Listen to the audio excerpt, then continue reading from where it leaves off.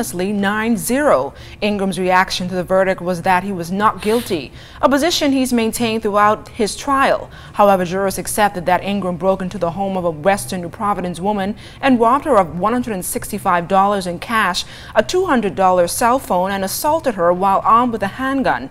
DNA evidence linked him to the case, and for prosecutors, it was a silent witness. Justice Carolita Bethel ordered a probation and psychiatric report on Ingram, who will be sentenced on June 19th for this crime.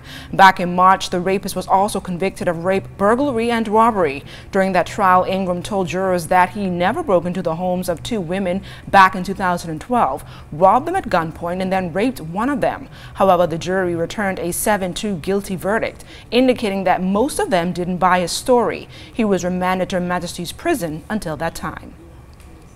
The climate of the Bahamas and its response to a crime dilemma discussed by a well-known Bahamian making waves in the religious and government sectors. President of Bahamas Faith Ministries International, Dr. Myles Monroe, recently sat down with our Clint Watson to discuss several key issues, including his recent heated exchange in the media with the Foreign Affairs Minister.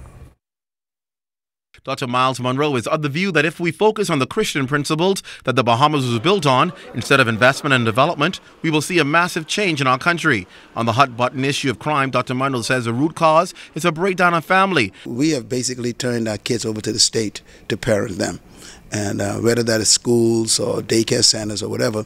And so we have a breakdown in the nuclear family, and that is having an effect in our social environment. A multi-pronged approach is what the best-selling author is recommending to tackle the issue, citing that criminals are our children, which also means we produce criminals. And despite coming under fire recently, Dr. Monroe believes the church has done a great job. I think when we attack something as important as the church, we're really attacking the fabric of the Bahamas, because the church historically have held our communities together. It has also been a major role play in education, even in our civil rights progress, in our freedoms from oppression. The church has been the bedrock.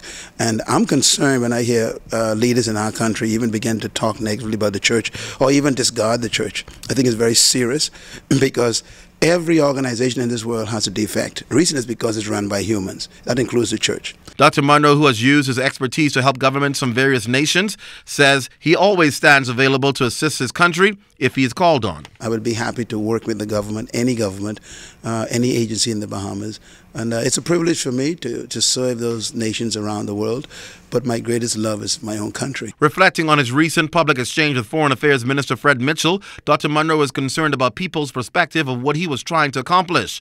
Defending his stance, he says his concern was to warn that personal agendas should not conflict with public policy. But he has issue with the attack launched against him by the minister. I was very disappointed in the response and the wording of a foreign minister. I think as a diplomat, every word you speak is critical. And so there should be some decorum in the way you speak, because you represent the foreign image of a country. And even if you speak locally, you're still an ambassador. So an ambassador has a protocol, they have a language, they have a certain air that they must protect. And when you violate that, I think you lose respect among people. Clint Watson, ZNS Network News.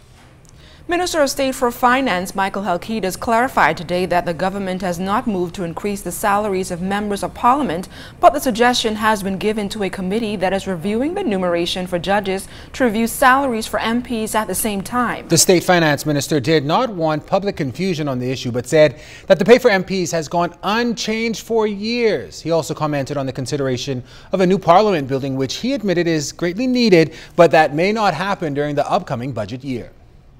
There's no way, in my opinion, you can get a new building in this term anyhow, because you have to identify land, you have to do drawings and all of those things, and you have to do construction.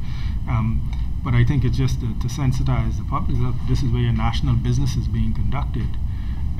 It's a national symbol. We need to address this issue at some point. So it's not a case yesterday of suggesting increases. The suggestion as it relates to salaries was for any review to be referred to a committee that is headed by retired Justice Joseph Strawn, who is reviewing the remuneration, he had a committee reviewing the remuneration of judges, and they're doing some further work now, and the suggestion was that while they're doing that, they can also look at MPs.